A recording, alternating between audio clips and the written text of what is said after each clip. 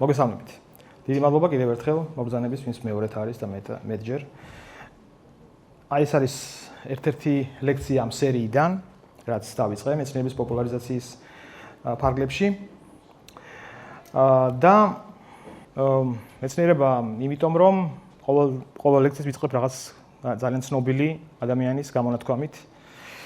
ეს არის ჩემი საყვარელი ფიზიკოსი, ნობელიანტი რიჩარდ ფაინმანი, რომელიც ამბობს, რომ ერთ-ერთ ლექციაზე აქვს ეს ნათქვამი, რომ მეცნიერება არის ის, რაც დარჩება ერთადერთი, როცა ყველაფერი დანარჩენი დავიწყებას მიეცემა. რატო? იმიტომ რომ მეცნიერება მართლაც არის სუპერ ფუნდამენტური დარგი და ეს არის ფაქტიურად ის, რისიც წყალობითაც ამას ყოველ ჯერზე ვიტყვი, არ დამეზარება. ის წყალობითაც ჩვენ შეგვიძლია ჩვენს თავს ვუწოდოთ ცივილიზაცია.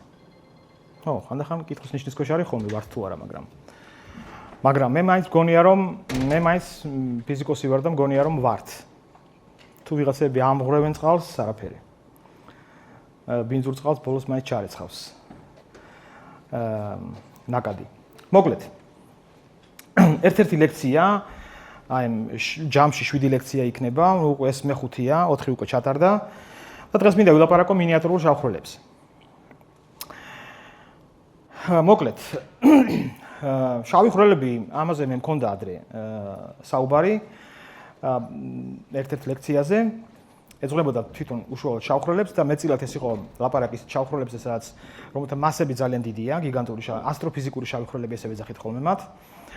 და რომლებიც წარმოიქმნება, აი წერია, მასებია ნაჩვენები, როდის წარმოიქმნება, ასე ვთქვათ, შავი ხვრელი ასტროფიზიკური მექანიზმით. რა მექანიზმია ეს? მაინც ვიტყვი, ვინც ან არ იყო, ან არ იცის, ან არც გაუგია. ეს არის ვარსკვლავი რომ ჩაქრება. ვარსკვლავი ჩაქრება ნიშნავს, როცა ამოწურავს თავის თერმობირთვულ საწვავს. ჩაქრება, გაცივდება, წნევა შემცირდება, გრავიტაცია გადააჭარბებს და დაიწყება საკმაოდ სწრაფი შეკუმშვა კოლაფსი. კოლაფსი არის ვარსკვლავის აპოკალიფსის დასაწყისი და აი როგორც რელიგიაშია აპოკალიფსის დროს უფრო საინტერესო რაღაცები ხდება, ვარსკვლავის ცხოვრებაშიც უფრო საინტერესო რაღაცები ხდება, როცა მისი აპოკალიფსი იწყება, იმიტომ რომ ჩამქრალი ვარსკვლავების მთელი კლასია ჩამქრალი ვარსკვლავების, ბოლო ეტაპი არის შავი ხვრელი, ყველაზე კომპაქტური, ყველაზე მკვრივი, ანუ მოკლედ არის ძალიან საინტერესო კლასი ამ კომპაქტურ ობიექტებს შორის შავი ხვრელი. ალბათ ყველაზე საინტერესო. თუმცა რამდენიც ეს უცნაური არ უნდა იყოს, შინაარსობრივად, ანუ ფიზიკის გასაგებაში ვარ რთული, მაგრამ მის დასახასიათებლად ყველაზე მარტივი ობიექტია. თქვენ რომ დაახასიათოთ ჩვეულებრივი ვარსკვლავი, მზე, გაცილებით მეტი პარამეტრი გჭირდებათ, ვიდრე შავი ხვრელი. შავი ხვრელი რომ დაახასიათოთ, გჭირდებათ სულ მაქსიმუმ 3 პარამეტრი.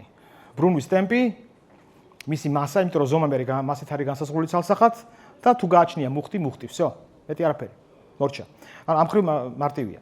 მაგრამ ეს ასტროფიზიკურ შავხროლებსაც შეეხება. ანუ რომლებიც წარმოიქმნებიან ვარსკვლავების სიკვდილის შემდეგ. მაგრამ შეიძლება არსებობდეს ეგრეთ წოდებული მინიატურული შავი ხვრელები, ძალიან პატარა შავი ხვრელები, მათ შორის ჩვენს გარშემო. და ეს შავი ხვრელები, ანუ შეიძლება ჩვენება იყოს ძალიან ცნობილი ფიზიკოსი, ოპენჰაიმერი, ფილმს გინახავთ შეიძლება ზოგიერთს. ეს ძალიან ფართო სპექტრის ფიზიკოსი იყო და ოპენჰაიმერს აქვს კიდევ ორთან ერთად, ერთ-ერთი იყო ტოლმანი, რომელიც ასევე ნობელიანტია. ესე იგი, აქვთ ზღვარი დადებული რამასის, მაქსიმუმ რამასის, მინიმუმ რამასის ვარსკვლავი უნდა იყოს, რომ როცა ის ჩაქრება შავი ხვრელი გახდეს. ეს არ შეიძლება იყოს მზის მასის. მზე ვერ გახდება შავი ხვრელი ვერასდროს, იმიტომ რომ მას არ ყოფნის, რომ იმდენად შეიკუმშოს, რომ გახდეს შავი ხვრელი. ის მისი ეტაპი დასრულდება თეთრ ჯუჯაზე. აი, სუპირველი ლექცია ეძღვნებოდა ამას და ამაზე ვლაპარაკობდი მაშინ. ხო და მაგრამ შავი ხვრელები შეიძლება მაინც არსებობდნენ მზის მასის და მზეზე გაცილებით პატარა მასის შავი ხვრელები შეიძლება არსებობდნენ. ხო და ახლა მოდი ამაზე ვილაპარაკოთ. სად როგორები შეიძლება იყვნენ? რანაერი. მოკლედ, რატო არის საინტერესო ეს ნაწილი? იმიტომ რომ ერთგვარად დაკავშირებულია კვანტურ ფიზიკასთან, ანუ ამ მინიატურული შავი ხვრელების შესწავლა არის პირდაპირ კავშირში კვანტურ ფიზიკასთან, ანუ კვანტური ფიზიკის საფუძვლებს ვერ ვიტყვი, მართლაც ფუნდამენტურ რაღაც ნაწილების აღმოჩენასთან, აი ჰოკინგის გამოსხივება, რომელსაც დღესაც მექნება ლაპარაკი, სწორედ ეს არის. შავი ხვრელის კვანტური თვისებები. ეს დაკავშირებულია შავი ხვრელების მინიატურული შავი ხვრელების კვლევა ასევე დიდ აფეთქებასთან და ამაზე მექნება დღეს ლაპარაკი ასევე თურმე დაკავშირებულია ამასთან და ნუ რაღაც სულიად ახალ ფიზიკასთან რომელიც შეიძლება ჩვენ არ ვიცით, მაგრამ დარწმუნებული ვარ ჩვენ ბევრი რამე არ ვიცით. მიხოთით რომ ძალიან ბევრი რამეში მოხდა გარღვევა წინა საუკუნეში და ამ საუკუნეშიც ნაწილობრივ გაგრძელდა. ჩვენ დარწმუნებული ვარ ბევრი რამე არ ვიცით კიდევ და შეიძლება შავი ხვრელების მინიატურული შავი ხვრელების განსაკუთრებით კვლევამ ძალიან ახალი სიახლე ძალიან ფუნდამენტური სიახლე შემოიტანოს ფიზიკაში. ხო, აქ მაინც ვიტყვი. ესე იგი, ვიცი რომ აქ ფართო სპექტრია, ვიღაცებს აინტერესებს დაუშვათ ჰუმანიტარული დარგები, ნუ ვიღაცას მაქსი და თქვათ მათემატიკა და ფიზიკა გასაგებია მათთვის, მაგრამ სხვებს შეიძლება არც ესმით. ისე მე ბევრი ფიზიკოსისგანაც გამიგია. ცოტა ჭყალებში ფიზიკოსისგან, მაგრამ ნუ ფორმალურად ფიზიკოსები არიან. აი რაში გვჭირდება რომ ვიკვლევთ მარსს, რაში გვჭირდება რომ ვიკვლევთ სამყაროს, როცა ამდენი მშიერია. ძალიან უპასუხისმგებლო განცხადება, ესეთი განცხადებები მე აიტაცეს კიდევ უფრო გაუნათლებელმა პოლიტიკოსებმა მთელი მსოფლიოს მასშტაბით. იმიტომ არის უპასუხისმგებლო განცხადება, რომ ფიზიკა, ანუ მეცნიერება, ფუნდამენტური მეცნიერება გაძლევთ ძალიან დიდ სტიმულს ყველა დარგში.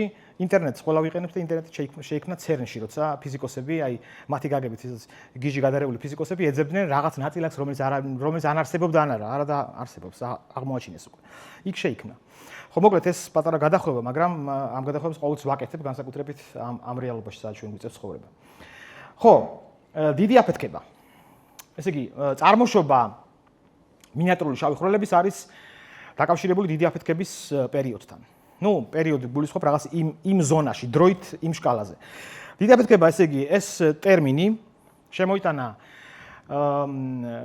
ძალიან ცნობილმა ფიზიკოსმა, სასულიერო პირმა, კათოლიკე სასულიერო პირმა, რომელიც ვატიკანის ობსერვატორიაში წამყვანი მეცნიერი იყო, გეორგ ლემეტრმა და მისი და აგრეთვე ერთდროულად თითქმის ცოტა უფრო ადრე რუსმა ებრაული წარმოშობის რუსმა ფიზიკოსმა ალექსანდრ ფრიდმანმა მიიღო ძალიან საინტერესო ამონახსნები აინშტაინის ფარდობითობის თეორიის. ორივე მიიღეს. ალექსანდრ ფრიდმანის ამონახსნები გამოქვეყნდა ისეთ ჟურნალში, რომ ყურადღება არ მიექცია მსოფლიო საზოგადოებამ.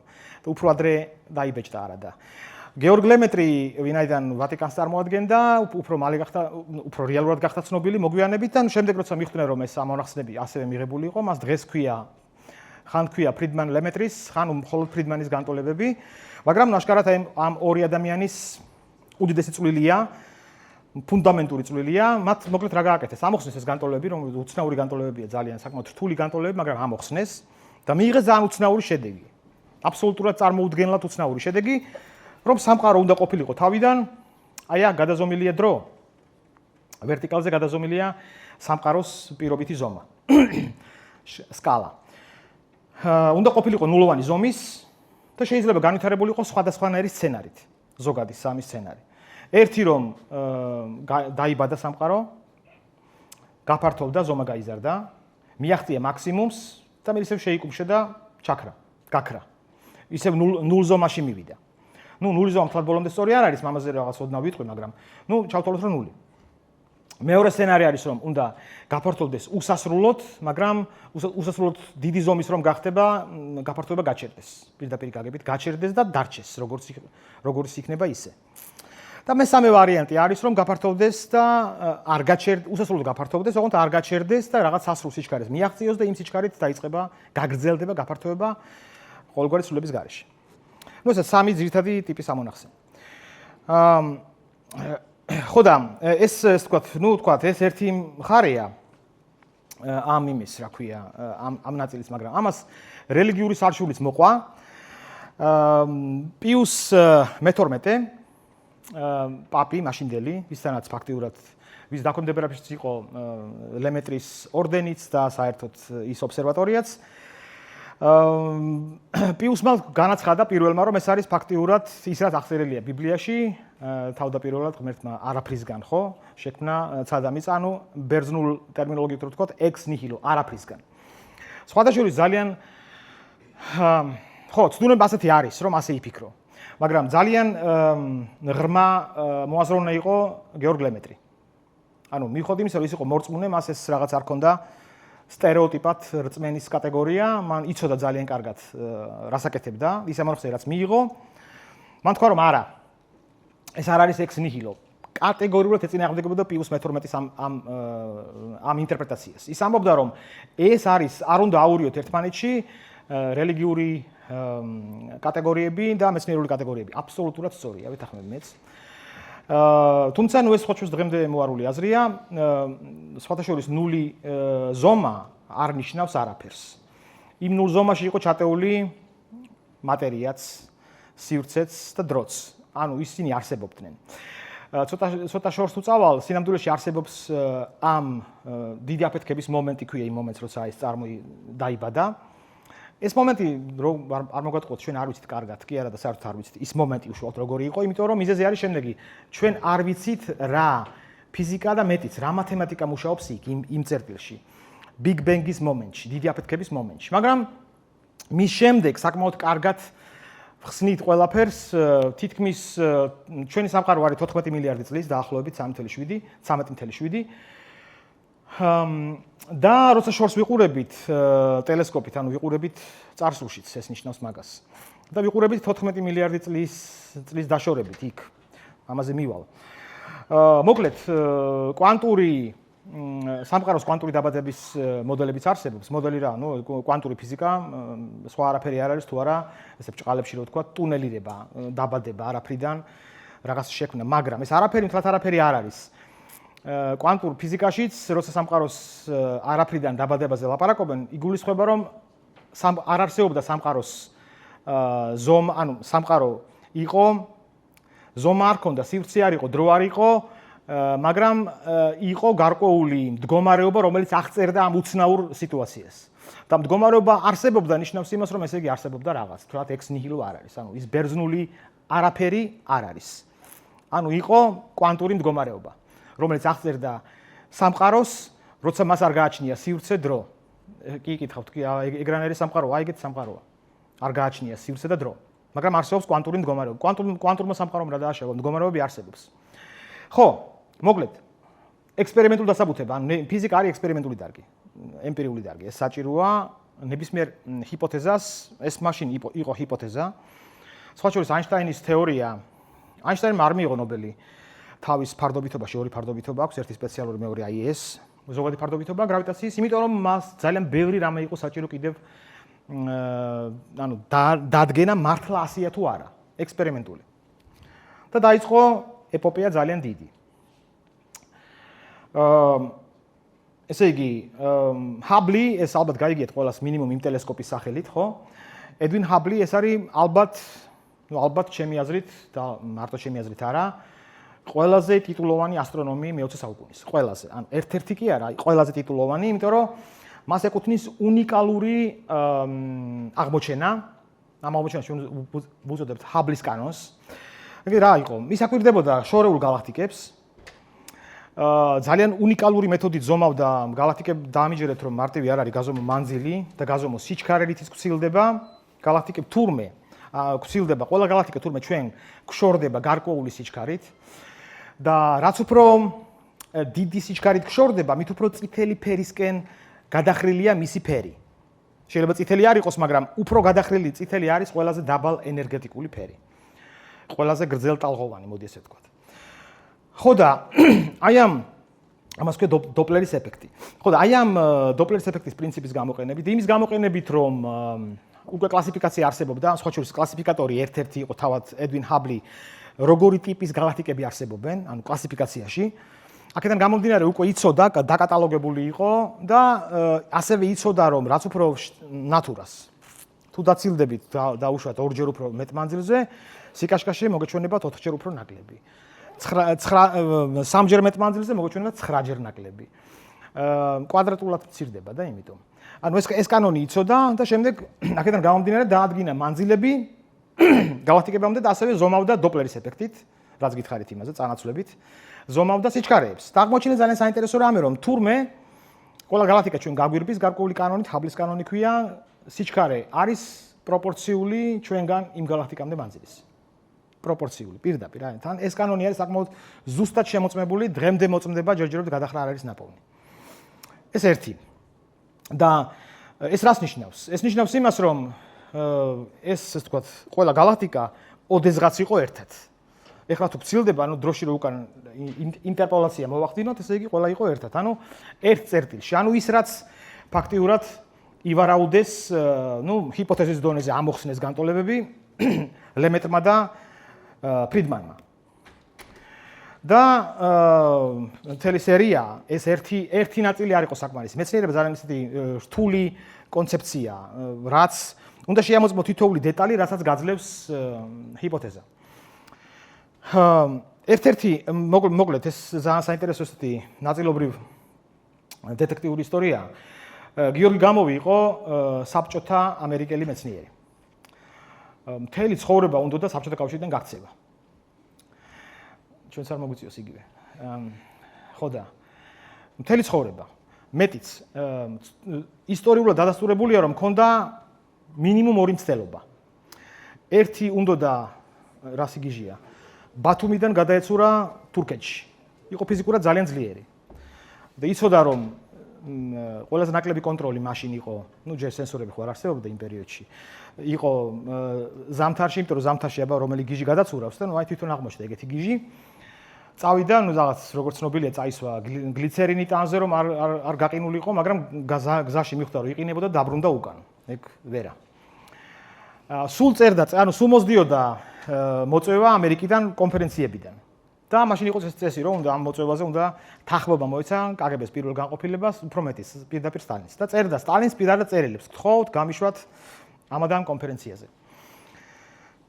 და მეორე მცდელობა, ეს არ ვიცით მე რამდენი იყო სინამდვილეში, მაგრამ მეორე ისტორიულად რაც ცნობილია მის ბიოგრაფიაში, მეორე მცდელობა იყო კარელიაში, რომელიც ფინეთს რომ საბჭოთა კავშირმა წაართვა ის ტერიტორია, აი მაშინ ყოფილი ლენინგრადი, ახლანდელი სანქტ-პეტერბურგის ზონაში, ფინეთში გადასვლა ზამთარში თხილამურებით. გადავიდა, ოღონდ სანამ ნეიტრალურ ზონამდე მივიდა და გაიყინა და ჩარჩა. და ჰოსპიტალში მოათავსეს, ვერ გადავიდა იქით მხარეს. ჰოსპიტალში მოათავსეს და ჰოსპიტალი რამდენიმე თვე იყო, 2 თვე თუ არ ვცდები, შეიძლება თვე ნახევარი. როცა გამოწერეს იქიდან, მიიღო სტალინისგან თანხმობა. წერილი დახვდა სახლში, რომ წადით. წავიდა და დაუქნია ხელი. მან ბევრი ვერსიაა. ერთ-ერთი ვერსია, რომ სტალინმა გააგზავნა, პირობა აიღო, რომ მათზე იმუშავებდა. არავის არ აგზავნიდნენ ეგრე მეც არ მგონია, რომ თლათ ესე სულელურად. თუმცა, ხო, გამოქვს არაფერი არ უთქვა საბჭოთა კავშირზე, მის ტერორზე, რაღაცაში მართლდება ეს. მოკლედ, ასე თუ ისე ეს უდიდესი ფიგურაა. მან ივარაუდა თეორიულად, რომ სამყარო უნდა ყოფილიყო ძალიან ცხელი თავიდან, აფეთქების მომენტში. და თუნდა ეს იყო თეორიული ვარაუდი. და თუ ცხელი უნდა ყოფილიყო, ეს ნიშნავს იმას, რომ ის გამოსხივება მას რაღაც კვალი ახლოს უნდა კონდეს ჩვენთან. უნდა აქაც უნდა მოდიოდნენ ის სინათლის მაშინდელი რელიქტური ძველი ნაწილაკები. მაშინდელი დიდი აფეთქების თითქმის დროინდელი. და მესამე ეტაპი, რომელმაც ფაქტიურად დახურა დიდი აფეთქების თეორია და ფაქტიურად თქვა, რომ ასია, იწყება 2 ადამიანით, 2 რადიოფიზიკოსით, რომლებიც აი აქ ნაჩვენებია ლოკატორი, ანუ ანტენა. რომლებიც ცდილობენ ეს რადიო ანტენა დაარეგულირონ, მაგრამ ხმაურია. პირველი ეგონათ, რომ ხმაური იყო იმიტომ, რომ გარშემო რამდენიმე სოფელი იყო და ელექტროგადამცემი ხაზები, რომელიც 50 ჰერციანია, ისინი ქმნიდა ამას, მართალია, ცვლადი დენი, ქმნის ცვლად სიხშირის, შესაბამის სიხშირის გამოსხივებას რადიოს და ეს ხმაურს იწვევს ძალიან გზნობიარე ამ შემთხვევაში ტელესკოპს, რადიოტელესკოპს. და ცნობილია, რომ რამდენიმე სოფელი გათიშეს, დენი გაუთიშეს, ოღონდ სხვაზე გადართეს. იმათ გალაძე არ ყავდათ. წესიერი ხალხი იყო უფრო შედარებით. გადართეს სხვაგან, მაგრამ ხმაური გაგრძელდა. ასევე იფიქრეს, რომ ეს იყო და აღმოჩნდა, რომ ნაწილობრივ სწორი იყო, ტრედების მოსაქმებული იყო შიგნით, ეს უშველებელი ლოკატორია. და გაწმინდეს ძალიან ეს პროცესი არის ძალიან რთული, იმიტომ რომ უნდა იქ პატარა მიკროდონეზეც კი არ უნდა იყოს ნაკაწრი. მოკლედ ძალიან ესე ჭავლით მხოლოდ წყლის გაწმინდეს და ხმაური მაინც დარჩა. და უცნაური. ხმაური დარჩა, ტიპიური ასტროფიზიკური ობიექტი როგორ იქცევა. როცა მისკენ მიმართავ ლოკატორს, მაქსიმუმი ხმაური გესმის. როცა გაიხედები, აღარ, ხო? ძალიან ბუნებრივია. თუ მას უყურებ, თუ არ უყურებ, ნუ არა. ეს ლოკატორი იყურებოდა პირობითად ზემოთ, გვერდით, წინ, უკან. დღევანდელი კვლევები აჩვენებს, რომ ქვემოთაც დედამიწის მეორე მხარეს რომ იგივე გააკეთოთ, გამოსხება მოდის ყველა მხრიდან აბსოლუტურად ერთნაირად. თითქმის აბსოლუტურად ერთნაირად, ცდომილება არის 10 ხარისხად -5, ძალიან პატარა, ხო? ეს უშველებლად პატარა რიცხვია. და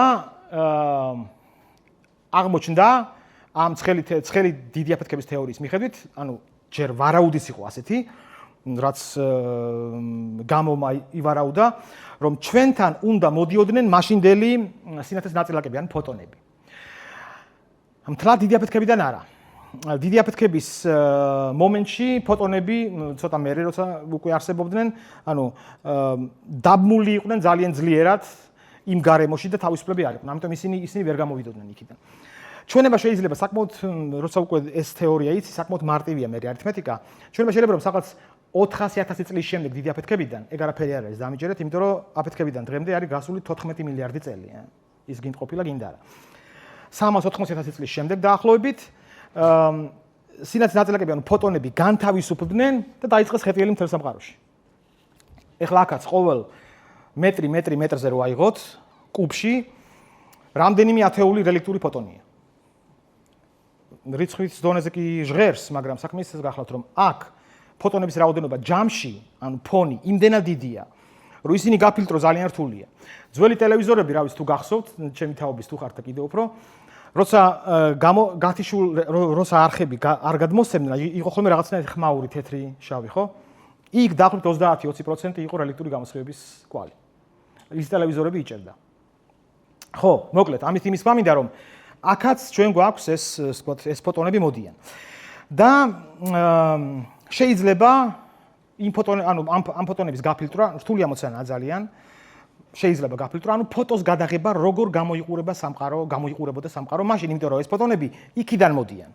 თითქმის 14 მილიარდი წლის წინანდელი. აი გამოიყურება ასე. აი ეგრე. ტემპერატურა არის -270.4 ცელსიუსი. -273 იცით ხომ? ყველაზე მინიმალური რაც შეიძლება იყოს. აი -270-ია. რატოა? აბა ცხელი ბიგ ბენგიო. როგორ ფიქრობთ, რატო? სამყარო ხო გაფართოვდა? გაცივდა. 14 მილიარდ წელში იმდენად გაცივდა, რომ დღეს საშუალო ტემპერატურა სამყაროსი არის აი მაგდენი. საშუალო. ცხადია, რაღაც ადგილებში მილიონობით გრადუსია, მზის ცენტრში არის 15 მილიონი, რაღაც სხვაგან კიდევ უფრო მეტი, მაგრამ ვთქვი რომ გაასაშუალოთ, გამოვა აი ეს. მან ნაჩვენებია, ეს ცოტა გაუხეშებულია ფოტო. ნაჩვენებია ეს არაერთგვაროვნება, უფრო წითლად ნაჩვენებია დაბალი ენერგია, უფრო მუქად მაღალი ენერგია, მაგრამ განსხვავება მათ შორის არის ძალიან პატარა. აი ცვლილება, ტემპერატურის ცვლილება, რომ გაყოთ თვითონ ტემპერატურაზე არის 10 ხარისხით -5. ძალიან პატარა, თითქმის ერთგვაროვანია ეს გარემო. ჩვენ გვაქვს უადრესი ამ ეტაპისთვის, რაც გვაქვს ჯერჯერობით, ყველაზე ადრეული ჩანახატი სამყაროსი. როგორ გამოიოთა ფოტო რეალური. ეს ფოტო არის ერთგვარი დროის მანქანაც არის.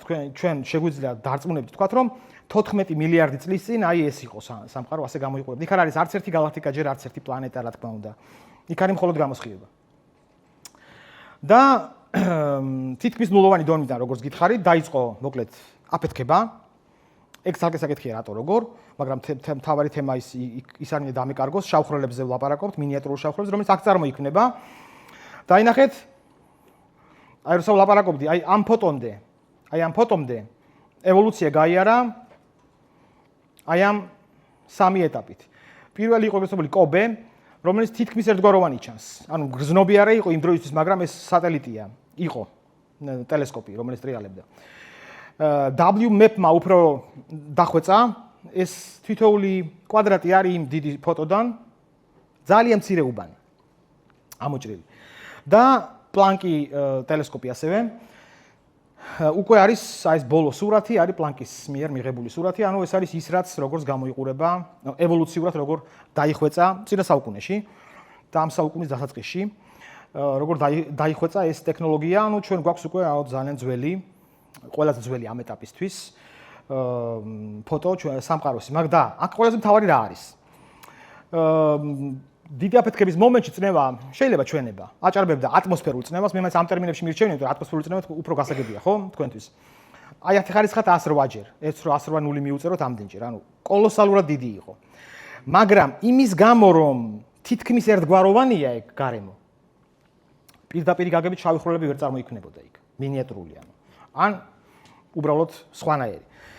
იმისთვის რომ ეს მოხდეს, ანუ ესე იგი ჯერ ერთი რაც გითხარით 10-5 არის 0.001%, 1000%, ხო? ძალიან პატარაა ეს განსხვავება, თითქმის ერთგვაროვანია. როგორ? 100.000. ხო, 100.000. ხო და ძალიან პატარაა ეს განსხვავება. მაგრამ როგორ უნდა წარმოიქმნას? წარმოიქმნას შეიძლება ასე. შეიძლება არა, კვანტური ფიზიკა ეგ არის ზუსტად, რომ პირობითად არაფრისგან, ჭყალებში, ვაკუუმისგან, ვაკუუმი მუდმივად თუხთუხებს. ვაკუუმი არ არის მათემატიკური სიცარიელე, ყოც ვამბობ, ის არის კომპლექსური გარემო. და ძალიან კომპლექსური გარემო, ძალიან რთული ფიზიკაა შიგნით, მაგრამ მოკლე შინაარსი ასეთია. თუხთუხებს და შეიძლება ჩვენება, რომ თუ სადღაცას პროცენტი 0.01 კი არ იქნება 1000-ები, არამედ იქნება 40% განსხვავება. სიმკვრივის ტემპერატურის მნიშვნელობა არ აქვს, ერთი და იგივე ეგენი, გადათარგმნა შეიძლება ერთიდან მეორეში. მაშინ რა მოხდება? სადღაცას თუ უფრო მეტია სიმკვრივე, ვიდრე მეორე, თქვა გვერდით არეში, ეს თავის შეკუმშვას დაიწყებს, ხო? გრავიტაციულად. და ამიტომ შეიძლება პირობითად ისეთ შეიქმნას, რომ ბოლოს ჩაკოლაფსირდეს შავ ხვრელამდე. ოკეი? ანუ ეს არ არის ის მექანიზმი, რაც ვარსკვლავში ხდება. ვარსკვლავში კოლაფსი ხდება იმის გამო, რომ ამოწურავს საწვავს და ასე შემდეგ და რაღაც. აქ არა, აქ უბრალოდ თავდაპირველი საწყისი რაღაც სიმკვრივეთა სხვაობა უნდა იყოს რაღაც კრიტიკულზე მეტი. და იმის გამო რომ თავდაპირველი, ანუ ისტორია სამყაროსი არის როგორც ჩვენ გვესმის ჯერჯერობით და ალბათ გვესმის სწორად, სავარაუდოდ, იმიტომ რომ ექსპერიმენტებზე დასტურდება რაღაც გარკვეული კლასი ვარაუდების, სამყარო თავიდან ძალიან სწრაფად ინფლაციის ეტაპი ქვია ამას, ფართოვდებოდა და ამიტომ ძალიან სწრაფი გაფართოება ბევრ ფიზიკურ სიდიდეს ძალიან სწრაფად ზრდიდა და ამიტომ ის 10 ხარისხად -3%, 0.001 ძალიან მარტივად შეიძლება 40%-ამდე აიყვანოს და მეტამდეც. და ასე წარმოიქმნება, დათროთ შეიძლება რამდენი შავი ხვრელი უნდა წარმოქმნილიყო, წარმოიქმნება აი ამ განუზღვრელობის გამო, აი რაც გითხარით ეს არის, რატომ თუხთუხებს რა ქვია, ვაკუუმი. ვაკუუმი არ არის მათემატიკური ნოლი. ეს არის თურმე ფიზიკაში, ანუ თურმე ბუნებაში უпростоრეთ ვაკუუმში მუდმივად წარმოიქმნებიან ნაწილაკები და ყველა ნაწილაკს თავისი ანტინაწილაკი ახლავს. თქვათ ელექტრონი და პოზიტრონი. საწინააღმდეგოდ დამუხტული, ყველაფერი დანარჩენი იგივე აქვს. მასა, გემო რო კონდეს, გემოც იგივე ექნება. მუხტებია სხვა საწინააღმდეგო უბრალოდ. ელექტრონი და პოზიტრონი, პროტონი და ანტიპროტონი და ასე შემდეგ. ნეიტრინო და ანტინეიტრინო და ასე შემდეგ. ხო და ეს ფორმულა რა არის? ეს ფორმულა არის ასე როგორ გამოდის, არც აქვს მნიშვნელობა, უბრალოდ გეტყვით აი თავარ ფუნდამენტს. ჰაიზენბერგის განუზღვრელობა ქვია ამას. ანუ შეიძლება ასე ბჭყალებში ენერგიის შენახვის კანონი რაღაც მნიშვნელობით დაირღვეს რაღაც დროის განმავლობაში. მაგრამ ეს დრო დიდი ხანი ვერ გრძელდება, იმიტომ რომ მე აღდგება, ანუ საშუალო სურათში ყველაფერი ინახება, უნდა ინახებოდეს კიდევაც. ანუ მოკლე შინაარსი ამ განუზღვრელობის, აი საიდან მოვიდა ეს არის იმაში, რომ მუდმივად იბადებიან და ქრებიან ეს წყვილები, ნაწილაკები და ანუ აი ეს სანამ აი იმ მომენტში თუ დაიჭირე, ის არის ფლუქტუაცია ვაკუუმის. და ეს ვაკუუმური ფლუქტუაცია თუ ინფლაციის გამო, ძალიან სწრაფი გაფართოების გამო 40%-ს მიაღწევს, ხდება ჩამოყალიბება შავი ხვრელის. მიკრო შავი ხვრელის. ნუ მიკრო არ არის აუცილებელი მიკრო იყოს, მაგრამ ახლა მიკროებზე მაქვს აქცენტი, მიკროები ცალსახად წარმოიქმნებიან დიდი აფეთქების პერიოდ იმ ეტაპზე, თუმცა მაშინ წარმოიქმნებიან სხვებიც, გიგანტური შავი ხვრელებიც წარმოიქმნებიან მაშინ. მაგრამ გიგანტური შავი ხვრელები დღეს რომ ვუყურებთ, შეიძლება ვერ გავარჩიოთ, შეიძლება ზოგიერთი მაშინდელია და ზოგიერთი ეხლა ასტროფიზიკურად ვარსკვლავები ერთმანეთს შეეჯახა და გამოვიდა გიგანტური, ამაზე მქონდა ერთ-ერთი ლექცია. მოკლედ. ეს კიდევ ერთ-ერთ ლექციაზე, როცა hard disk-ებზე ვლაპარაკობდი, შავი ხვრელი როგორც hard disk, იქ ვახსენე. შეიძლება სხვათა შორის მიკროშავი ხვრელების ლაბორატორია ჩვენს გვაქვს და ქმნით CERN-ში. დამტკიცდა მათემატიკურად საკმაოდ ზუსტად, კარგად, რომ თუ არსებობენ ექსტრა განზომილებები, ანუ ჩვენი განზომილება არის სივრცული არის 3, ხო? თუ კიდევ არსებობს ჩვენება შეიძლება 1-11 არა, 2-ით და კიდევ უფრო მეტი, 2 მაინც. თუ არსებობს ექსტრა განზომილებები. მაშინ ჩვენ ის ენერგიები, რაც CERN-ში, რაზეც CERN-ი ოპერირებს, მაქსიმუმ რა ენერგიაც არის იქ. CERN-ში ნაწილაკებს რომ აჯახებენ ერთმანეთს. მაშინ ის ენერგია საკმარისია რომ მივიღოთ შავი ხვრელი. უბრალოდ რატომ ვერ ვხედავთ? მიზეზი ის არის რომ აი ახლა მაგაზე მივალ, ფაქტიურად ჰოკინგის გამოსხივება აორთქლებს ამ შავ ხვრელს. და ეგ არის მიზეზი. ახლა როგორ ორთქლდება? რას ნიშნავს შავი ხვრელის აორთქლება?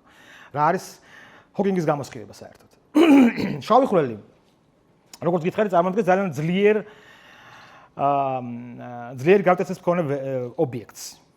და შავი ხვრელის პირობითად ზედაპირი, ეს არის ამას ქვია მოვლენათა ჰორიზონტი, აი ნაჩვენები მაქვს პირობითად. ეს არის ადგილი, სადაც ყველაზე უფრო დაძაბულია სამყარო. სამყარო რა, ვაკუუმი. და მარტივად რო ვთქვათ, ვაკუუმი იხლიჩება. ანუ იმ რაც გითხარით, ჰაიზენბერგის განუზღრებლობის გამო მუდმივად წარმოიქმნებიან ნაწილაკები და ანტინაწილაკები, თქვათ, აქ ნაჩვენები მაქვს პროტონი და ანტიპროტონი. ერთი ვარდება შიგნით, ანუ უბრალოდ გარკვეული ალბათობა არსებობს, რომ ჩავარდეს ერთი შიგნით და ერთი გამოწვეს გარეთ. ჩვენ ამას გარედან როგორ აღვიქვათ? აღვიქვათ თითქოს შავი ხვრელი ასხივებს, ხო სწორია? ესე შავი ხვრელი კი არ ასხივებს. შავი ხვრელი ქმნის ისეთ პირობას მის გარშემო, რომ ის ვაკუუმი ხდება არასტაბილური და იწყება გამოსხივება. ოკეი? უბრალოდ ეს უბანი, მოვლენათა ჰორიზონტი ასოცირდება შავ ხვრელთან როგორც მის ზედაპირთან. ცოტა ჟარგონულია, მაგრამ ჩვენც ვიყენებთ ფიზიკოსები, რომ შავი ხვრელის ზედაპირი ვამბობთ ხოლმე, მაგრამ ბოლომდე არ არის სწორი. შავი ხვრელი ეგ არ არის, მაგრამ ყველაზე უახლოეს სადამდე შეგვიძლია მიხვიდე ეგ არის ნამდვილად. ხო და ეს ეხლა ნახეთ როგორი რაღაცაა. ჰაიზენბერგის განუზღვრელობა ორი ტიპის არის. ერთი ენერგია დრო რომ ეწერა და მეორე ეს. რაც აქ წერია, ეს არის იმპულსი და P არის იმპულსი, არ დაგლის ტერმინებით, შევეცდები შინაარსი აგიხსნათ. და X არის კოორდინატი. ეხლა რა შინაარსია ამ განუზღვრელობაში? რომ თქვენ უფრო საინტერესო ექსპერიმენტით გეტყვით. თქვენ რაც უფრო შეეცდებით, ნაწილაკი არის კვანტურად ტალღა. თურმე აღმოჩნდა რომ ტალღაა. უბრალოდ ნაწილაკიც არის, ტალღაც არის, ორმაგი ბუნება აქვს. დუალური ბუნება.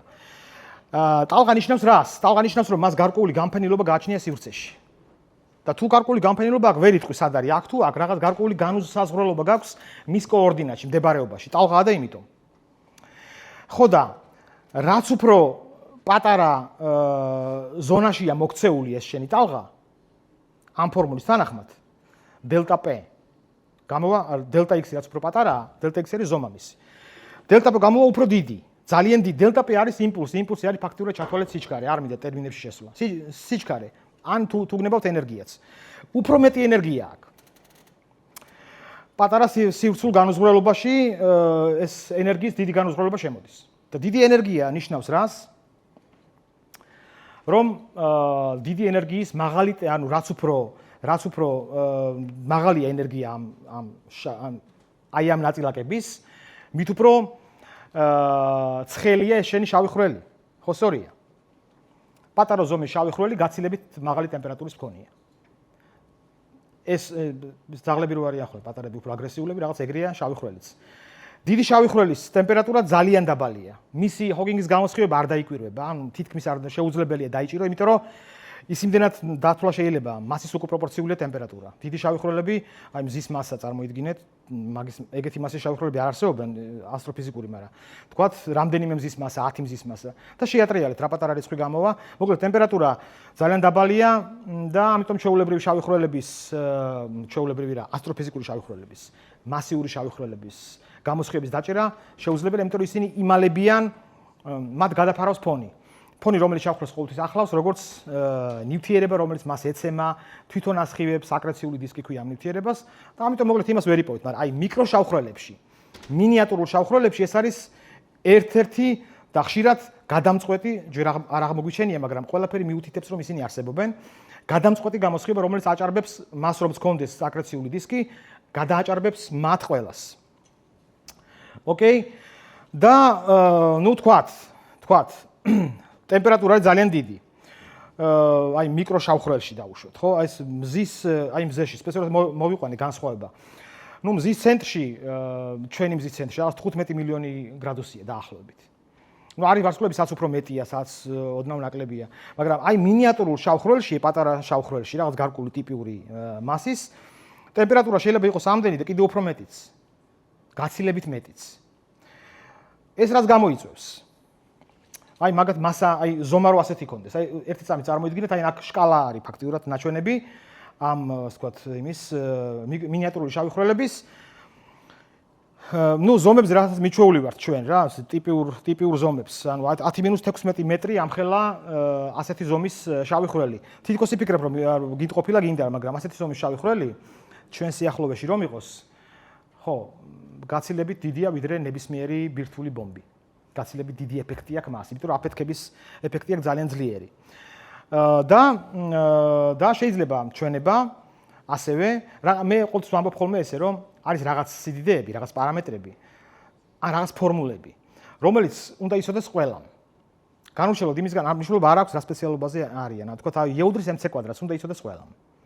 არ არის აუცილებელი სიღრმეები, მაგრამ რა ვიცი, თუ ამ ცივილიზაციის ნაწილი ვართ, აი თქვა ძველ ბერძნებს ჰქონდათ ძალიან კაი ტრადიცია, რომ მართლა ყველამ ყველაფერი იცოდა. ყველაფერს არ ვთხოვთ, იმიტომ რომ ინფორმაცია ძალიან დიდია. მაგრამ რაღაც ისეთი ფუნდამენტური რაღაცები, თუნდაც ტერმინი, რომ აი პლანკის მასა, პლანკის ზომა. პლანკის ზომა არის ყველაზე პატარა ზომა, რის იქითაც ჩვენ არაფერი არ ვიცით. ფიზიკა არ ვიცით როგორია, მათემატიკა არ ვიცით როგორია, არაფერი არ მუშაობს, რაც ჩვენ ვიცით ის. ოკეი? ხო და ეს არის ყველაზე პლანკის მასა, რატომ მოვიტანე? ეს არის ყველაზე პატარა მასა, რაც შეიძლება კონდეს შავხრელს. დანამდვილებით რაც შეიძლება ვთქვათ და შეიძლება პატარასაც კონდეს უფრო პატარას, მაგრამ იმის ფიზიკა არ ვიცით და ვერაფერს ვერ ვიტყვით. ჯერჯერობით არ ვიცით. ოკეი. მოკლედ, ეხლა უფრო მივდივარ მთავარ თემაზე. და ესე იგი, ის ტემპი ჰოკინგის გამოსხივება, ვიცით როგორია, როგორი ფორმულით აღიწერება, გამოსხივება ნიშნავს რომ კარგავს ენერგიას. გამოასხივებს ენერგიას, ანუ კარგავს ენერგიას და ენერგია და მასა არის სინონიმები ფაქტიურად. რაც თქვი იუდრის mc კვადრატს.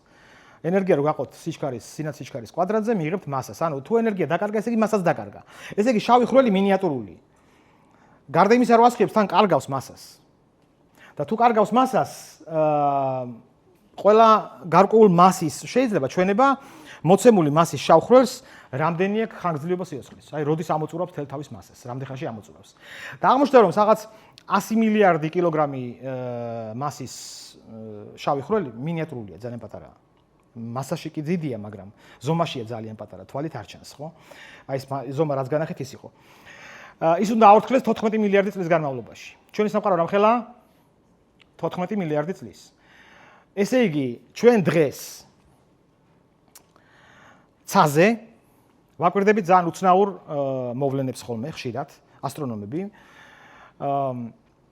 ეგრეთ გამა რეი ბარსტერებს. გამა გამოსხივება ეს არის ყველაზე მაღალი ენერგეტიკული გამოსხივება, რენტგენის ზემოთ არის. აი ეს არის რაც ყველაზე უფრო საშიშია ბირთვული აფეთქების დროს და არა თვითონ დამანგრეველი ეფექტი, მას შეიძლება დაემალო, მაგრამ აი გამა გამოსხივება ძალიან საშიშია. და აი გამა რეი ბარსტერები არის უცბად სპონტანურად ჩნდებიან ცაზე, ძალიან მაღალი ენერგიის მქონე წყაროები, აფეთქდა, უშველებელი ენერგია წამოიღო, ამას ვაკვირდებით, ვაფიქსირებთ, ვიცით. და არის გარკვეული მოსაზრება, რომ ესენი შეიძლება იყვნენ, მათგან რაღაც ნაწილი შეიძლება იყოს ის რელიქტური შავი ხვრელები, რომელიც წარმოიქმნა მაშინ და ფეთქდებიან დღეს. იმიტომ რომ 14 მილიარდი გავიდა, თუ მისი მასა არის 100 მილიარდი კილოგრამი, ну დაახლოებით. მაშინ ისინი დღეს უნდა აფეთქდნენ. აფეთქდნენ რატო? ნახეთ, ხომ გითხარით რომ რაც უფრო პატარაა მასა, უფრო მაღალია ტემპერატურა. და მასა რო უახლოვდება 0-ს, ტემპერატურა უახლოვდება უსასრულობას. აფეთქების ეფექტი ეგ არის ზუსტად. ანუ ძალიან სწრაფი ზრდა ტემპერატურის ნიშნავს ძალიან სწრაფ გამოსხივებას ენერგიის. ამიტომ შეიძლება მართლაც ჩვენ ვაკვირდებით აი ამ გამა რეი ბარსტერები რომ გგონია, ზოგიერთი მათგან შეიძლება იყოს მინიატურული შავი ხვრელები. ოღონდ ყველა არა. ადრე იყო ესეთი მოსაზრება, არის ესეთი ფიზიკოსი მარტინ რისი, ასტროფიზიკოსი ძალიან ცნობილი, რომელიც აქვს ერთი შრომა, მინიმუმ ერთი, სადაც ამბობს, რომ შეიძლება ეს გამარი ბარსტერები მთლიანად შავი ხვრელები იყოს მინიატურული, მაგრამ მე თვითონვე ამბობს, რომ თლათ ბოლომდე არ არის ეს კაცრი განცხადებაო და დღეს უკვე ვიცით, რომ არ არის. მაგრამ ნამდვილად შეიძლება იმ გამარი ბარსტერებში, აი რომ დაგუგლოთ მე ნახოთ გამარი ბარსტერები ვინ არიან, შეიძლება იმაში ზოგიერთი მართლაც აი რაც აღმოჩენილი გვაქვს და დაკატალოგიზირებულია, რომელიც ეს აღმოაჩინეს, რა ენერგია მოქონდა.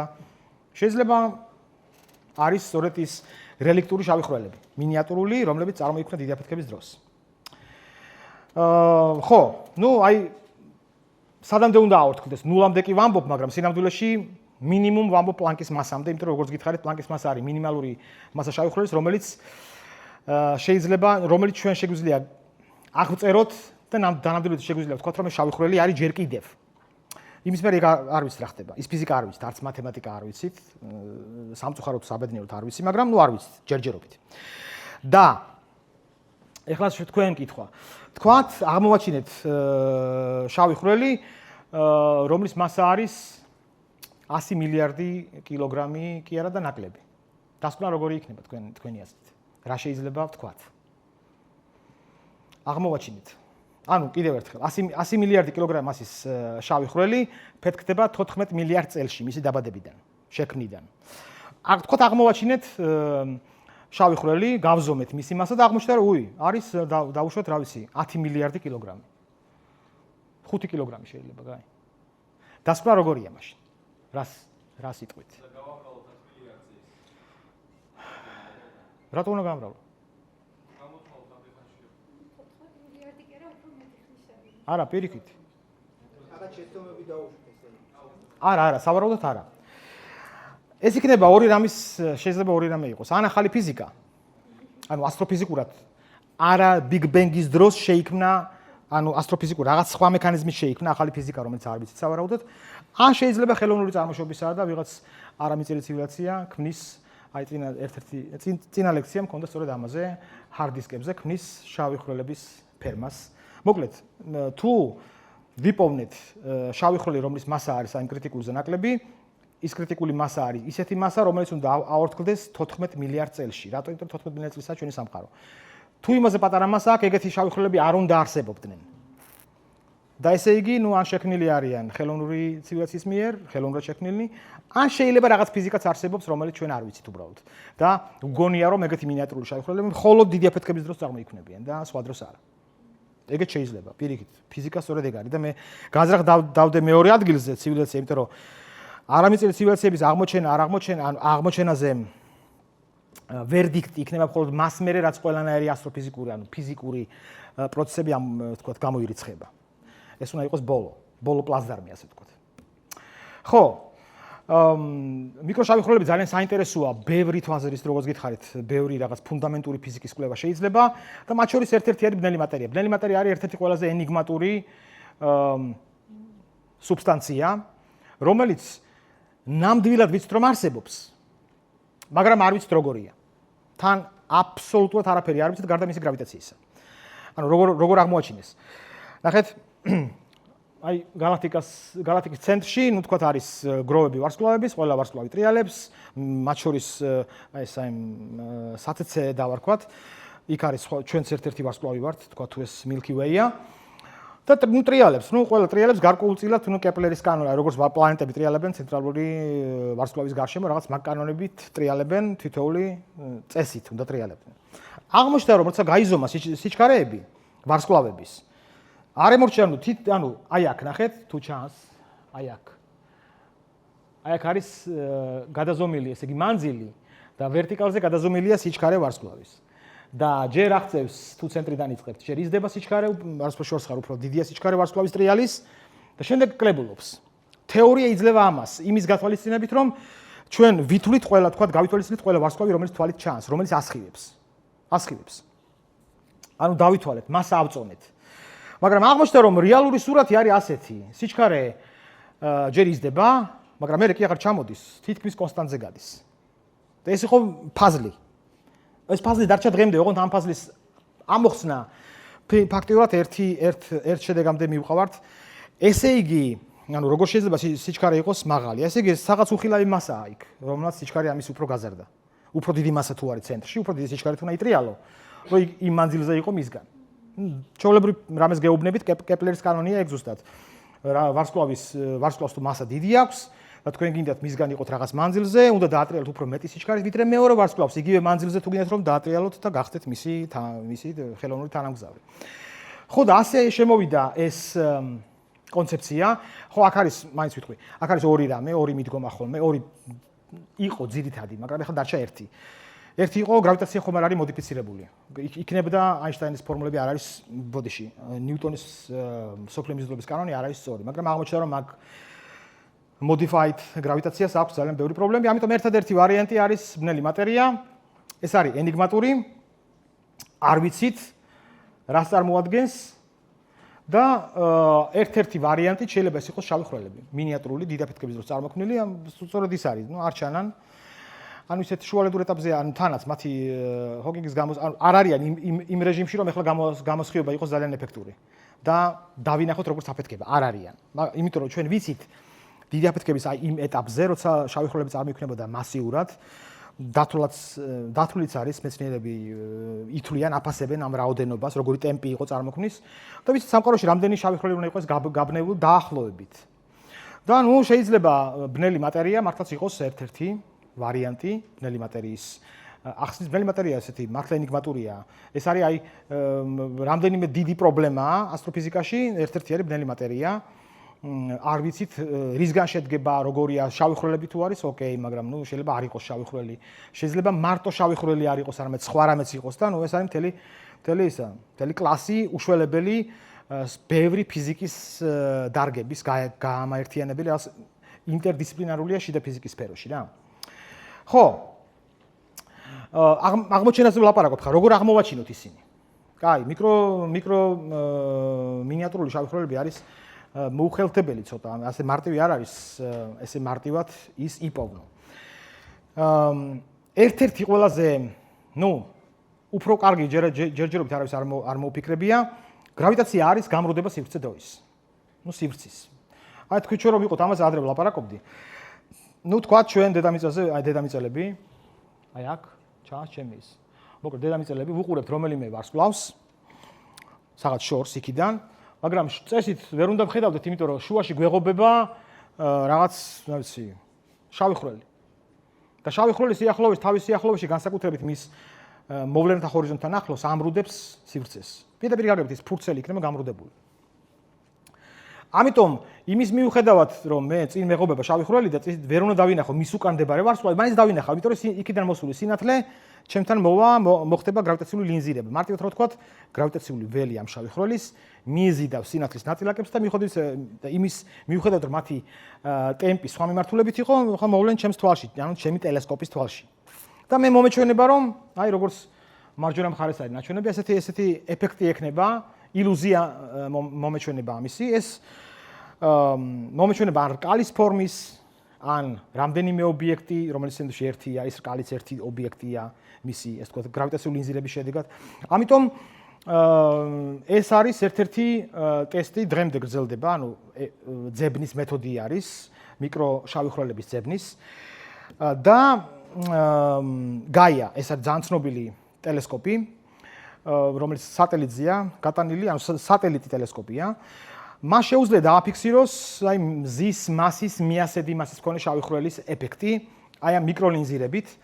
ეხლა რა ეფექტია ეს? ანუ პირდაპირ იმას კი არ დაიჭერს, თუ ჩვენსა და რაღაც უბანს შორის, რაღაც ორ ობიექტს შორის გადის აი ეს მიკროშავი ხვრელი, მიკროშავი ხვრელს ვერ დავინახავ, მაგრამ აღმოჩნდება რომ სივრცული გამრუდების გამო აი კარგად ჩანს აქ ეს ამ სიმულაციაზე. მე ის ორი რეალური ობიექტი, ეს ორივე ობიექტი, ორივე ვარსკვლავი რეალურია, ვთქვათ, ვუყურებ ამ ვარსკვლავებს, მათი ურთიერთმიმართება შეიცვლება, იმიტომ რომ სივრცე რო გამრუდდება ერთი მეორისკენ მიიწევა ან გამოიწევა. და ცოტა ადრე და ცოტა მერე თუ ამას დავაფიქსირებ, მე შემიძლია ვივარაუდო რომ ესე იგი შავმა ხვრელმა ჩაიარა აქ. ოკეი, ეს არის ხო და ნუ გაიას დაკვირვებების ანალიზი გრძელდება სულ და ეხლაც მთელი ჯგუფი არსებობს ამ ტელესკოპზე მომუშავე უშველებელი კოლაბორაციაა და მოკლედ ასე ეძებენ ამ შავ ხვრელებს და როგორც გითხარით, ნუ როგორც აქ ვამბობ, ამ წინ უამრავი ბევრი სურპრიზია. შემდეგი ლექცია იქნება შავი ხვრელები მოვრჩით, შემდეგი ლექცია იქნება, ანუ როცა დაანონსდება ეს ჩვენი, მეც დავაანონსებ, ჩვენი ეს გაცნობითი იქნება იმავე დღეს, ჭიის ხვრელი, wormhole, ეგრეთ წოდებული. ეს არის აქამდე რაც ვლაპარაკობდი, მეტნაკლებად მინიატურული შავი ხვრელები აღმოჩენილი არ არის, მაგრამ თითქმის დარწმუნებული ვართ, რომ ისინი არსებობენ, თითქმის. wormhole არის ეგზოტიკური, ძალიან საინტერესო, ძალიან ეგზოტიკური წარმონაქმნი და ისინი აღმოჩენილი არ არიან და ამაზე ვილაპარაკებ შემდეგ ლექციაზე. მადლობა.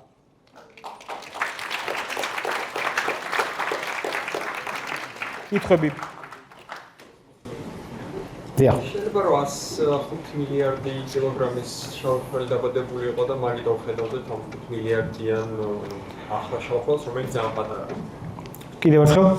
ანუ თქვენ გითხრათ, რომ ახლა რომ ხედავდეთ შავ ხვრელს, რომელიც საკმაოდ პატარა არის, ანუ არის საკმაოდ პატარა რო აფეთქდეს, მაგრამ ძალიან პატარაა. მაგისი ორი ახსნა არის, რომ ან შავი დატოვეს გაგავით ან რაღაც სხვა პროცესით შეიძლება ფიზიკით. ხო. როგორც შეიძლება რომ 100 მილიარდიზე 105 მილიარდი კილოგრამის შავი ხვრელი შექმნილი იყო Big Bang-ის დროს და ეგ არის რაც არის ძალიან. არა, ესე იგი თუ უფრო მეტი მასი შეიქმნა, თუ უფრო მეტი, ანუ ის 105, ანუ ეგრე მარტივად არ არის, ანუ ის 100 და მასთან ძალიან ახლოს აფეთქების რეჟიმია. მე ერთი რიცხვი ვთქვით, რომ სინამდვილეში სპექტრი არის მასების. კარგი კითხვაა. მარტო ის მას არ მიგულისხმია. გარკვეული სპექტრია მასთან მიახლოებული, რომელიც ეხლა ფეთქდებიან. ან აფეთქების რეჟიმში არიან, ან უკვე ჩანან ძალიან კარგად. და მე ვიგულისხმე, ანუ პრინციპულად განსხვავებული მასის, აი ორჯერ ნაკლები მასის უკვე კითხვის ნიშანია, საიდან მოვიდა. აი იქ მართლა ცალსახა. თორე კაი კითხვაა. დიახ. სულ. აი, გაიყინება, როგორც კი ახსენე, ანუ კითხვა ყველამ გაიგო? შავ ხვრელში რომ ჩავარდეს, ასტრონავტი ის ზედაპირზე გაიყინება. ანუ მთელი პეცი მუღამი ამისი მდგომარეობს შემდეგში. ფარდობითობის თეორია ამბობს, რომ შავი ხვრელის სიახლოვეში გრავიტაცია ძალიან ძლიერია და ამიტომ და სივრცეთ და დროც ფარდობითია, ამიტომ ჩვენ შორს ვართ შავი ხვრელიდან, ჩვენი საათით გაზომილი დრო და ვუყურებთ მათ მატერიას, რომელიც ვარდება, მატერია ან ასტრონავტის საწყალი ვიღაც, რომელიც ვარდება შავ ხვრელზე. ლაივ რეჟიმში რო ვუყუროთ ამას, დავინახავთ ასეთ სურათს, რომ საკმაოდ სწრაფად ხდება თავიდან პროცესი და მე საკმაოდ ნელდება ექსპონენციალურად და უახლოვდება მოვლენათა ჰორიზონტს და ბოლომდე ჰორიზონტზე ვერ დაჯდება ვერასდროს, მე დამჭირდება უსასრულო დიდი დრო, რომ ეგ ვიპოვნო. ეგრეა მართლა. მეტიც. ეგ აქამდე შეგვეძლო გეთქვა, რომ მათემატიკურად ეგრეა. და გვეთქვა რომ ხო, რახან ყველაფერი სხვა დაკვირვებულია უკვე და ლინზირება ვნახეთ, ესე იგი გრავიტაცია, ესე იგი ფარდობითობა მუშაობს კარგად, მაშინ გვჯერა რომ ეგეც ეგრე იქნება, მაგრამ დაკვირვებულია ასევე ერთ-ერთ შავ ხვრელზე, გიგანტურ შავ ხვრელზე ამ შემთხვევაში, მატერია როგორ ეცემოდა და ამას ქვეს პაკეტიზაცია, ესე გაიწელა ეს მატერია და თან შენელდა ის ადგილი, რომელიც შავი ხვრელისკენ არის, უფრო და უფრო შენელდა, თან დროში არის.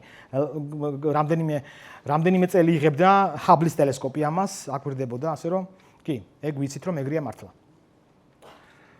დიახ. ვარსკვლავს ვხედავთ ღამეს, შეიძლება რომ ერთ ვარსკვლავისგან გამოსხეული სხვა სიმეტრია იყოს და შავი ხვრელის გამო მოსწავლებას. ადრე ვარსკვლავს ვხედავთ, შეიძლება ერთ ვარსკვლავს ოკეი, მივხვდი. ანუ შეიძლება თუ არა ეს ეფექტი იყოს ლინზირებით. ჩვენი თვალი, ანუ ის ეფექტი გრავიტაციული ლინზირების იმდენად სუსტი ეფექტია, რომ შენ რასაც ხედავ, უნდა იქიდან გაფილტრო, ანუ ფონი უნდა მოაცილო. ჩვენ ფონს ვხედავთ, ფონი რომელიც არის გაცილებით მაღალი. არა, მაგას ვერ დაინახავ. ანუ უნდა მოაცილო ის ფონი, ამიტომ ამისთვის საჭიროა რომ ტელესკოპი იყოს გატანილი ორბიტაზე, ამიტომ პირველი ლინზირება აღმოაჩინა ჰაბლის ტელესკოპმა, რომელიც ორბიტაზე იყო გატანილი და არა აქედან. ამიტომ მიზეზი არის ეგ, ანუ ის ფონი უნდა მოცილდეს. ოკეი, არასწორად ვამბობ. ტელესკოპები მათ შორის ნახევრად პროფესიონალური, ანუ აი მაგალითად ასტროფოტოგრაფებს რა ტელესკოპებიც აქვთ, ის ნახევრად პროფესიონალური, თითქმის პროფესიონალურია. ისინი შეიძლება აფიქსირებდნენ ლინზირებას, აბა რა? კი. ხო, აბა ეგ ავთქვი, ვერა რუბინი სუპერ პროფესიონალურია და მე გეუბნები ნახევრად პროფესიონალურზე. დათო დვალის ტელესკოპი შეუძლია პრინციპულად აღმოაჩინოს მაგალითად გრავიტაციული ლინზირება სიმების თუ ისინი არსებობენ, ამაზეც მეკრება სხვა ლექსია. და ჩვეულებრივი გრავიტაციული. ოღონდ გაფილტრას რაღაც გარკვეული დრო ჭირდება, მაგრამ პრინციპულად შეუძლებელი არ არის. ჩვენი თვალით ვერ დავინახავთ. ჩვენ თვალს ფილტრი არ აქვს, ანუ ეს დატა მოაცილოს ფონის და დაიტოვოს ის, ანუ ჩვენ თვალში მოდის ლინზირებული ფოტონებიც. ისინი რომლებიც გადაიხარნენ, მაგრამ ჩვენი თვალი ხედავს მთავარ ფონს და მთავარი ფონი ძლიერია, გადაფარავს იმ მცირე ეფექტს, ის მცირე ეფექტია მაინც. დიახ. და ასე თქვენ ესა ბელი მატერია და ბელი მატერიის ესა არსებობა დამტკიცებული ხომ არ აქვს რა? და კიდე რამ არსებობა დამტკიცებული გვაქვს. და არსებობა დამტკიცებულია თითქმის სალსახად ნაპოვნი არ გვაქვს სუბსტანცია როგორია. კარგი, და სხვა რაღაცები ხო არის კიდე ფიზიკაში რომელიც დაუშვათ დამტკიცებული არ არის? ეგეთი რამე ხომ არის? კი. ხო, და გითხარ რა? აი ეგეთი მსგავსი მატერიები და მსგავსი მოლეკულები ხო ხდებით რა? ეგეთი რაღაცები. თქვენი არის ხომ არა შესაძლებელი რომ ფიზიკაში რაღაცა მოლეკულურზე და ფუნდამენტურზე რაღაცები ხველები გვაქვს ჩვენ ადამიანებს ფიზიკის შექმნას ხო? ხო ჩვენ განავითარეთ. და ეხლა რაღაცებს ვიგონებთ რომ შევასრულოთ ეს ხველები.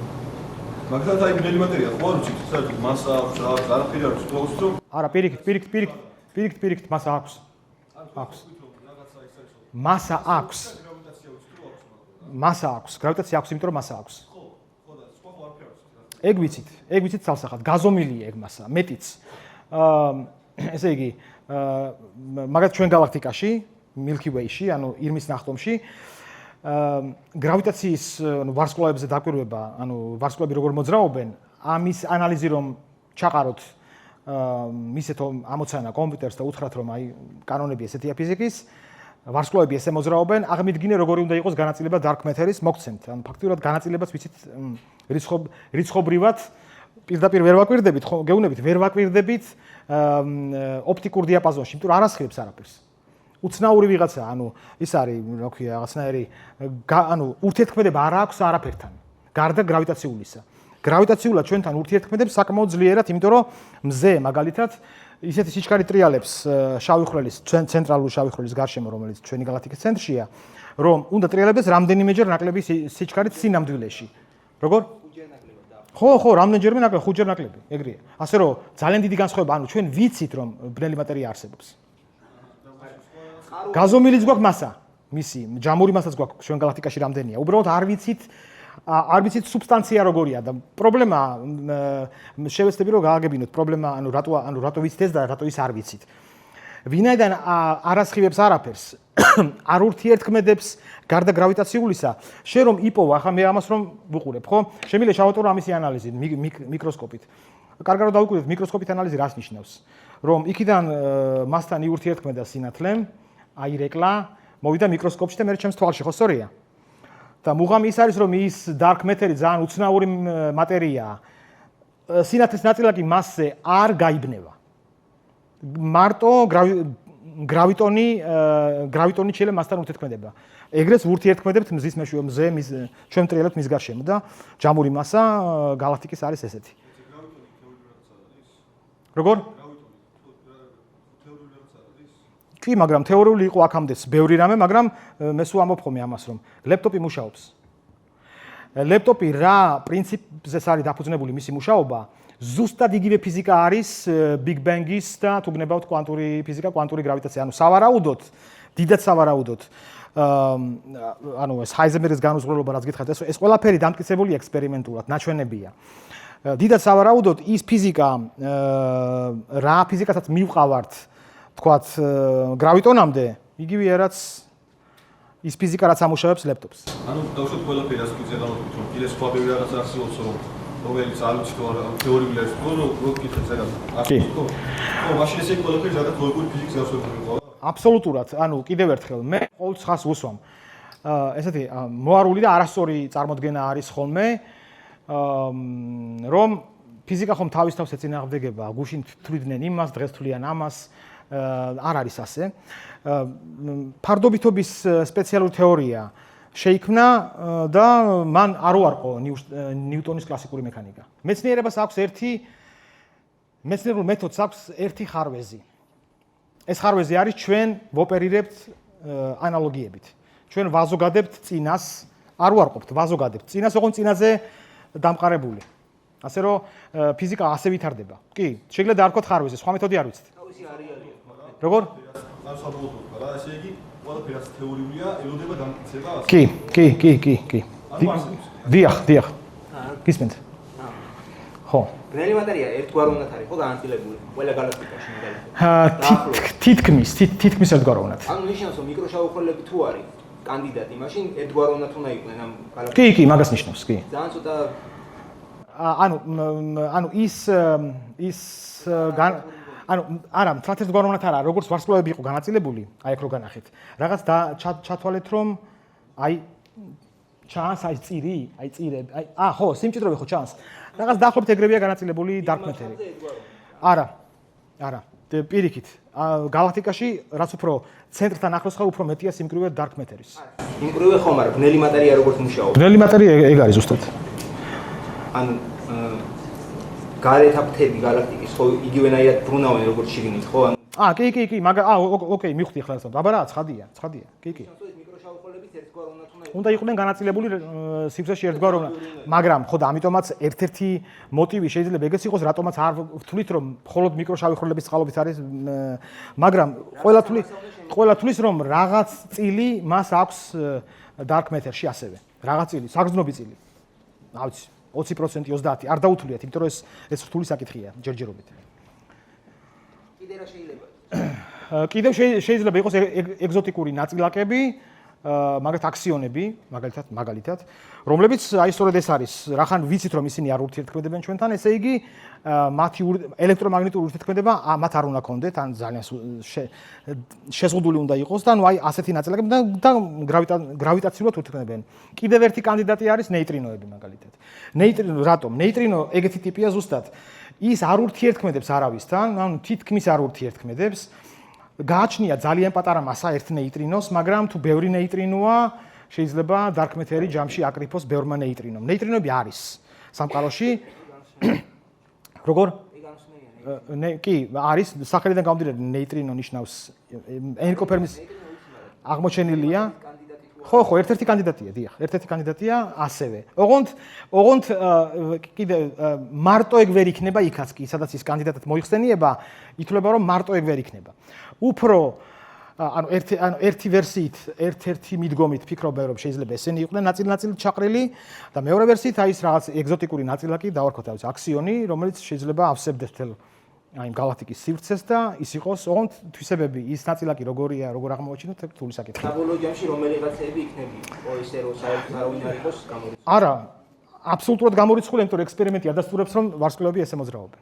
ანუ ეს არის ექსპერიმენტული დასტური. ესე იგი არსებობს ის, ესე იგი მასა გვაქვს იქ. ვიღაც ბნელი მასა არის იქ. 100%-ია. დამატებითი განზომილებებიდან გამომდინარე გრავიტაცია შეიძლება რომელიც არა, ეგ სუსტი არის. ეგ სუსტია. დამატებითი განზომილება ამას ვერ შველის. სამწუხაროდ შეიძლება საბედნიეროდ ვერ შველის. გვინდა dark matter-ი. სადაც კითხვა იყო, ხო? ბნელი მატერიის მასა როგორ ხვდებით? კეპლერის მესამე კანონი, ანუ ასეთი კანონი არსებობს.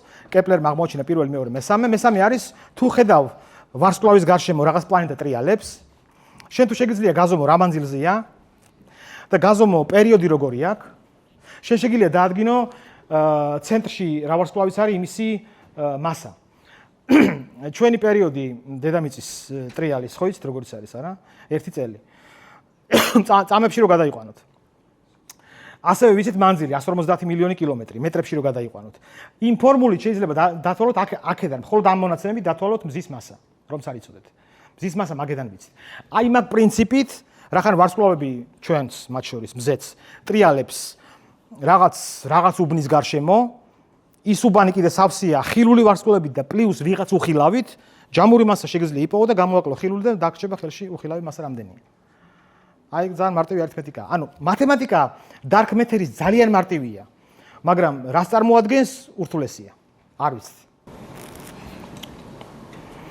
დიახ. ეს არის. დაიგვისყდა, როცა ამბობ რომ შარკველები შეიძლება ქმნიან მატერიას, ანუ დაიგვისყდა. თვითონ არიან. ხო, თვითონ თუ არიან, მაგრამ ყოველდღიურად ოპერაციები. როგორ? შარკველები. ან შარკველებს ყოფილად. არა. ეგ ავთქვი ზუსტად. ანც ისეთი პატარა მასის არიან, ის ანუ მინიატურული მთელი კლასია, მასური სპექტრი გააჩნია. ანც ისეთი პატარები არიან, რომ აფეთქების რეჟიმში იყვნენ და ხედავდეთ როგორც აფეთქებულებს, ხო? ხო და მაგას ვამბობ, ეგ გამარეი მოდის, როცა იმ რეჟიმშია, როცა აფეთქების რეჟიმშია. და თუ ისეთი მასა აქვს, რომ აფეთქების რეჟიმში არ არის. მაგრამ პატარა მასა აქვს მაინც და წარმოქმნილია აქედან გამომდინარე დიდი აფეთქების დროს, ის არ ჩანს თვალით. არ ჩანს თვალით და შეიძლება და გრავიტაციულად კიდე ძალიან კარგად ჩანს. ჯამში, ხო? თუმცა მანდაც არასაკმარისი რაოდენობაა იმ შავი ხვრელების, რასაც თეორია ამბობს, რომ მხოლოდ იმ შავ ხვრელებმა ახსნან dark matter-ი, აი როგორც თქვენ თქვით. არასაკმარისია. ძველი მატერია შეიძლება უბრალოდ გაფანტული შავი ხვრელებია და ჩვენ ოღონდ მარტო ეგ არა. მაგას ვამბობ, რომ მარტო ეგ არა. ერთ-ერთი კანდიდატი შეიძლება იყოს დამატებითი კანდიდატი და არა ერთადერთი კანდიდატი. თვითონ ვერ ახსნის, ხო? კიდევ? დიახ. მე მაინტერესებს რატომ ასეულს თეორია იმ შესახებ, რომ სამყარო შეიძლება იყოს თვითონ შავხვრელში. ანუ აი ასე ავსე. ნახეთ, დიდი აფეთქების კონცეფცია ცოტა უფრო ფართოა. აი მე ინფლაცია ვახსენე. რაღაც ეტაპზე სამყარო ძალიან სწრაფად ფართოვდებოდა და მე ვახსენე ჰაბლის კანონი. რაღაც ჰაბლის კანონი როგორია? რაც უფრო მეტია მანძილი ჩვენგან galaktikამდე, მით უფრო მეტია სიჩქარე, ხო? ყველაზე მაღალი სიჩქარე რა იცით? სინათლის. მაგაზე მეტი შეიძლება იყოს? შეიძლება. თუ ანუ არავის არ უთქვამს, რომ ეგ შეზღუდვა სინათლისჩქარე არის ინფორმაციის გადაცემის სისწრაფე. ოკეი? ინფორმაცია შეიძლება გადასცეთ მაქსიმუმ C სიჩქარით. ეხლა ნახეთ, ის რაც ჰაბლმა აღმოაჩინა თუ სწორია ბოლომდე, მაშინ თქვენ მოძებნით რაღაც მანძილს იმ ჰიპოთეტურ galaktikამდე, რომელიც ჩვენს მიმართ გარბის სიჩქარით სინათლის. და თუ მანძილი ორჯერ მეტია, რამდენით გარბის?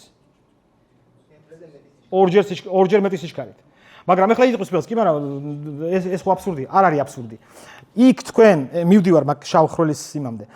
იქ თქვენ იმ galaktikas, რომელიც თქვენ გაგირბით ორჯერ მეტის ვიდრე სინათლის სიჩქარე, ან კიდე უფრო მეტჯერ მეტი.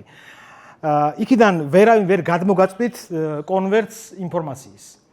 და ვერც თქვენ, იმიტომ რომ სიჩქარე ჩვენ შეგვიძლია გადავცეთ ინფორმაცია მაქსიმუმ C-ით. ის გარბის 2C, 3C, 10C. ამიტომ პრობლემა არ არის, ამიტომ ის არე რითიც შეზღუდულია ეს ჩვენი ხილვადობის არის მოვლენათა ჰორიზონტი და ამ შინაარსით არის შავი ხვრელი. ჩვენ ვართ შავი ხვრელის ზედაპირზე. ამ შინაარსით. დიდი შავი ხვრელი. დიახ, ძალიან გავს. კი. ყოველ წუთში ვკვეთთ შავ ხვრელს. იმის იქით ანუ ვერ ვიტყვით რამდენი შორდება. რა თქმა უნდა. ვერ ვიტყვით, რა თქმა უნდა, აბა რა. კი. ცოტა სიგიჟეა, მაგრამ რას ვიზათ, მეცნიერება ასე ვითარდება. კითხვები? ინფორმაციას რა მოდის? დიახ. ეს რაც არის რა, თქვენ ხო სამი გრაფიკი ანათებთ, რომ ან სოციალურად გავრცელდებაო. მაიცა მევალ იქამდე. მოდი, ბარემ. ან უბრალოდ თქვენ ისე მომხრეხათ, ეგ მაინტერესებს. არა, მომხრე არ არის, ვიცით ჩვენ სადაც ვართ, გეტყვით. ჩვენ ვართ შუა ეტაპზე, შუაში ვართ. ანუ ეს დამოკიდებულია იმაზე, ხო, ეგ რატომღაც გამორჩა, უნდა მეთქვა, რომელი რეჟიმი, რომელი სცენარით ვითარდება ჩვენი სამყარო, დამოკიდებული იმაზე, სამყაროს სიმკვრივე საშუალო როგორია. თუ სიმკვრივე ძალიან დიდია, რომელი იქნება თქვენი აზრით? სიმკვრივე ძალიან დიდია? ალბათ დაიხურება, სწორია, კოლაფსი კრანჩი მოხდება. აღმოჩნდა რომ და პოვნა შეიძლება მარტივად საკმაოდ, თუ იცით ჰაბლის კონსტანტი, ეგრეთ წოდებულია ის კონსტანტი, რომელიც ჰაბლმა აღმოაჩინა. და თუ იცით დანარჩენი თითქმის არაფერი არ გჭირდება სინათლის სიჩქარის გარდა. შეიძლება თეორიულად გამოიყვანოთ, როგორი უნდა იყოს კრიტიკული სიმკვრივე სამყაროსი, კრიტიკული სიმკვრივე დავარქვა სიმკვრივეს, როცა სამყარო ვითარდება შუა სცენარით, აი ამ სცენარით. ანუ უსასრულობამდე გაფართოვდება და გაჩერდება. ყველა დაკვირვება აჩვენებს, რომ სამყაროს სიმკვრივე არის მაგდენი ზუსტად. შორს ანუ არ კოლაფსირება არ მოხდება. არ მოხდება. არა. გავჩერდებით, დიახ. ანუ ყველაფერი ადასტურებს მაგას, თითქოს ეგ სცენარია ჩვენი თან საკმაოდ მაღალი სიზუსტით ადასტურებს.